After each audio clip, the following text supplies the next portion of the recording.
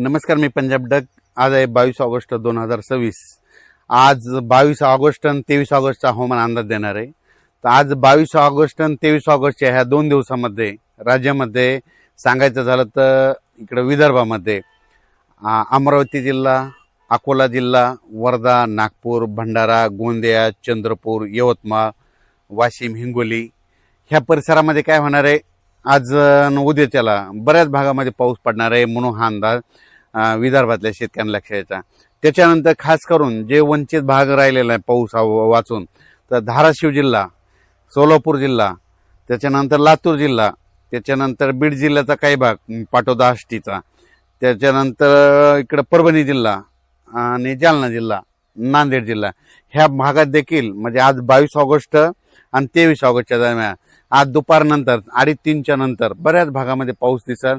रात्रीच्याला देखील पाऊस असणार आहे ना. आज आणि उद्या दिवस म्हणजे हा पाऊस पडणार म्हणून ह्या 2 दिवसाचा मुद्दाम खास करून हे अंदाज दिलेला आहे. पंढरपूर, सांगोला त्या परिसरात पंढरपूरला देखील आज पाऊस पडणार आहे म्हणून अंदाज लक्षात यायचा. अक्कलकोट, उदगीर, नळदुर्ग, त्याच्यानंतर उमरगा, कंधार, लोहा ह्या पट्ट्यामध्ये देखील आज काय होणार आहे, बऱ्याच भागामध्ये पाऊस पडणार आहे म्हणून हा अंदाज लक्षात यायचा. पालम तालुका, सोनपेठ तालुका, त्याच्यानंतर गंगाखेड, इकडं परळीकड ह्या बऱ्याच भागामध्ये आज काय होणार आहे, पाऊस येणार आहे म्हणून हा अंदाज लक्षात यायचा.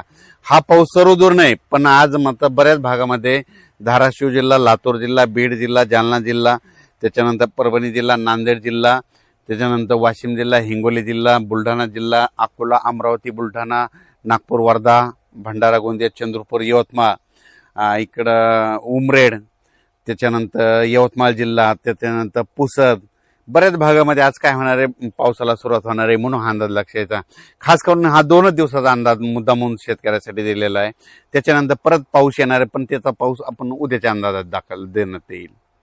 त्याच्यानंतर कोल्हापूरपासून ते राधानगरी तिकडे देखील आज पाऊस चालू राहील. त्याच्यानंतर कोकणपट्टीचा पाऊस चालू राहील.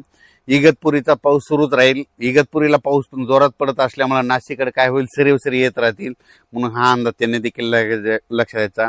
इकडं संगमनेरच्या म्हणजे पश्चिमेकडं त्या अकोले त्या परिसरात सरीच राहतील म्हणून हा अंदाज लक्षात यायचा. म्हणून हा राज्यात आज 21-22 ऑगस्ट 22 आणि 23चा पाऊस सगळीकडे पडणार नाही, फक्त विखुरलेल्या स्वरूपाचा पडणार आहे म्हणून हा अंदाज लक्षात यायचा. कन्नड आणि सिल्लोड, संभाजीनगर जिल्ह्यामध्ये तिकडे देखील आज बऱ्याच भागात दुपारनंतर पाऊस येणार आहे म्हणून हा अंदाज त्यांनी लक्षात यायचा. धन्यवाद.